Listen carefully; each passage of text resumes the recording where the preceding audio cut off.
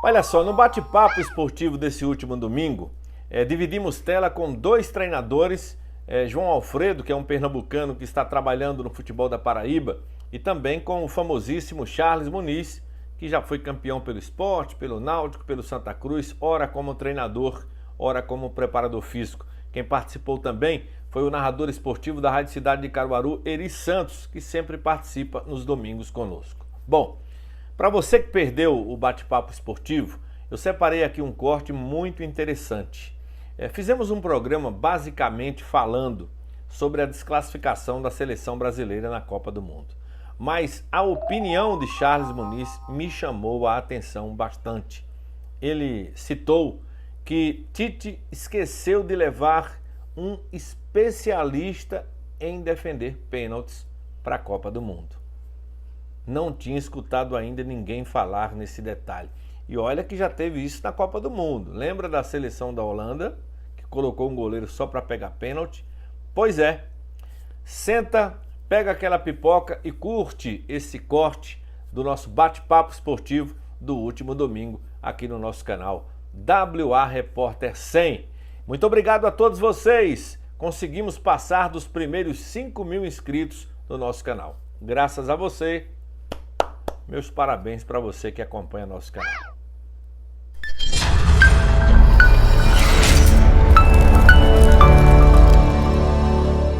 O preparador físico da seleção brasileira, o time morto. Poxa, bicho, o que tem a ver o preparador físico da seleção brasileira? São 10 dias, foram 10 dias de preparação de jogadores renomados, jogadores que vinham em atividade. Colocar a culpa na preparação física, tá certo. Um ou outro podia morrer cansado em campo, mas, gente, você está na seleção brasileira. Você tem 20 jogadores ali à sua disposição. Charles, tua opinião sobre essa desclassificação? O jogo em si, Charles, como você enxergou? Wellington, eu tenho muito cuidado nessa hora, porque você é um jornalista, um crítico, a função nessa. Mas nós, que somos técnicos, sabemos as dificuldades que existem. E eu vou procurar ser o mais objetivo possível. Vamos por ponto. A seleção brasileira teve mais de 80% de aproveitamento durante toda a fase eliminatória. Só existia elogios. E uma coisa que eu não concordo, quer dizer, a minha maneira, eu não concordo porque eu torço tanto por ele como qualquer outro, mas dizia muito aos meus amigos. Tite dizia tudo como o time ia jogar. Ele sentia uma satisfação de dizer todos os detalhes, dizendo que o Brasil ia jogar com 4 atacantes e queria 2 laterais que não precisavam subir tanto para dar liberdade a esses 4 atacantes. E que tinham o plano B, que era justamente com os volantes, para que mudasse a forma de jogar daquilo, um jogador que podia flutuar. Então, ele dava todas as armas ao adversário. E isso me doía, eu dizia, porque eu mesmo, quando ganhei aqui, não vou mentir, eu não digo. Então, isso, se eu fosse uma pessoa próxima a ele, eu ia dizer. A outra, convocação. Convocação é uma coisa difícil, muito difícil. Mas veja, eu vou convocar, no caso, ele, para uma Copa do Mundo que é mata-mata. Se tiver empate, vai para os pênaltis. Nós estamos no Brasil que tem o mata-mata na Sul-Americana, no Campeonato Brasileiro, tudo. E numa pressão muito grande. E nós temos o melhor goleiro de mata-mata que tem no Brasil, que vive sob pressão até da recreativo, que é Cássio. Então, ele levaria, eu acho que ele teria ter levado o Cássio como terceiro goleiro até, se ele quisesse o outro menino lá. Mas na hora do pênalti, que tinha condição de substituir, ou bem próximo, botava o que é melhor, o que pega mais. Já aconteceu isso em Copa do Mundo, né, Charles? Já aconteceu isso em Copa do Mundo. A Holanda, fez isso. É isso, aconteceu em Copa do Mundo, aconteceu com o Magrão aqui no esporte. Então, veja bem, isso são fatores que, às vezes, o próprio técnico que está envolvido com a coisa necessita de quem está auxiliando ter a liberdade de chegar e dizer. Quer dizer, quem vai, se for na hora dos pênaltis, para lhe dizer, os últimos 10 pênaltis que foram batidos para o goleiro nosso, não, o Alisson. O Alisson, os últimos 10 pênaltis, ele só pegou um.